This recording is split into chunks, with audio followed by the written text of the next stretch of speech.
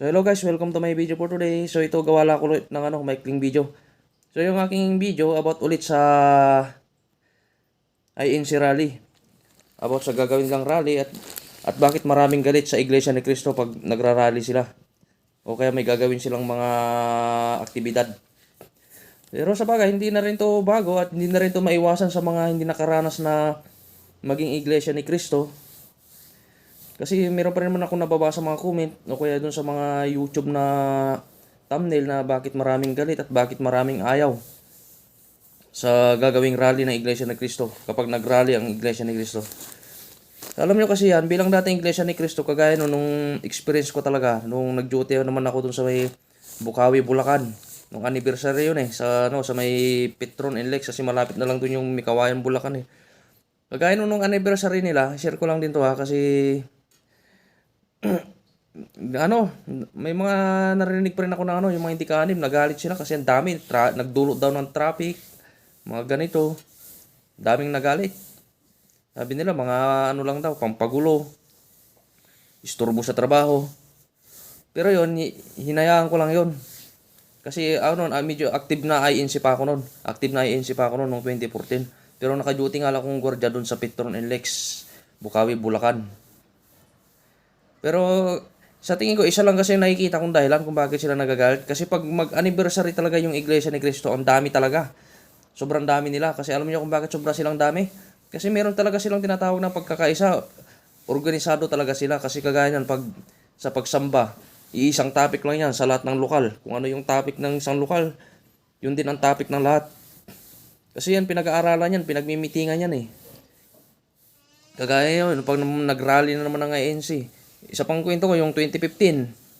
Diyan sa may naman yun, doon kay Dilima. Pero hindi naman natin maiwasan yun na magkaroon talaga ng mga traffic, mga kasi marami talaga silang pupunta. Tsaka, kagaya sabi ko nga sa'yo, nung anniversary nila, Centennial Year, hindi maiwasan yun kasi siyempre anniversary yun eh. Talagang maraming pupunta. Kaya sa atin mga hindi makaanib sa Iglesia ni Cristo, mga hindi nakaranas, intindihin na lang din natin yung mga ganong sitwasyon. Pero sa bagay, maintindihan ko naman kayo kasi hindi nyo kasi naranasan ang maging Iglesia ni Cristo. Kagaya yun kay Laila de Lima, kung di ako nagkamari, inabot yata yun ng halos 1 linggo eh. 4 to 5 araw yata yung rally na yun eh. Grabing dami. Walang tigil eh. Ang dami talaga ng nagrally na INC noon. Kaya yung mga jeep driver na nakakausap ko noon kasi sa gasoline naman ako nagtatrabaho dyan sa may Oranbo noon, dyan sa may malapit lang yun doon eh. Dyan sa may Pasig. Sabi nila traffic, magdudulot talaga ng traffic din. Aminin ko naman yun kasi ang dami noon eh. Sobrang dami. Pero wala tayong magagawa kasi may pinaglalaban din sila eh. May pinaglalaban din kami noon eh. Na dapat din nating intindihin. Tapos ito na yung pinakahuli. Pero sa akin, ang isang nakikita nyo yung dahilan kung bakit ganon, kasi nakikita nyo yung pagkakaisa rin ng Iglesia ni Cristo. Kasi kapag nagrally talaga, sobrang dami. Hindi talaga rin makapasukan ng karayom, sobrang dami.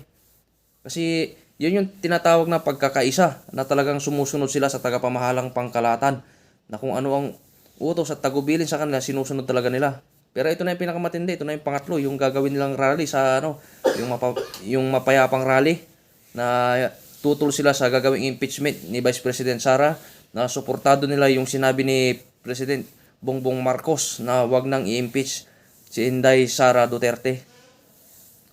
Pero ito, pansarili ko lang din itong pananaw at komento rito. Pero talagang hindi na maiwasan yun sabi ko nga, hindi kaanib. So yan, mapayapang rally to. So sa tingin ko, hindi lang dyan sa Liwasang Bonifacio gaganapin yung rally. Pero talagang matindi pag nagrally ang Iglesia ni Cristo, talagang ang dami. Hindi lang dyan sa Manila yan, sigurado yan sa buong Pilipinas. Kasi yan pag ang Iglesia ni Cristo, pag may gagawing aktibidad sa mga okasyon talaga, sa mga ganyan, anniversary, mga rally, mga talaga yan.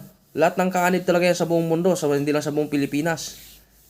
Talagang gagawa ng rally yan.